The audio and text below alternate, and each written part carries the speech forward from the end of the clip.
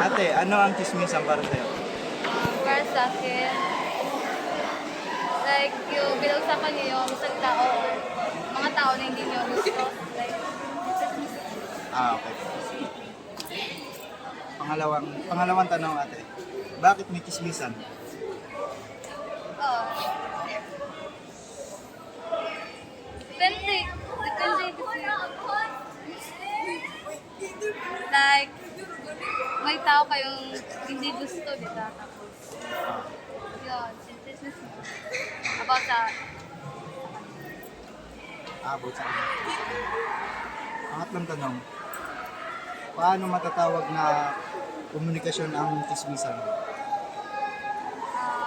sa pag-usap ninyo, nag-communicate mo, pero pag-usapan ninyo,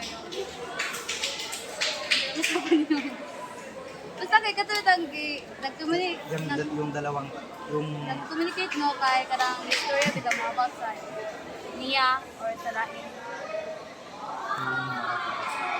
Thank you po, thank you. Thank you.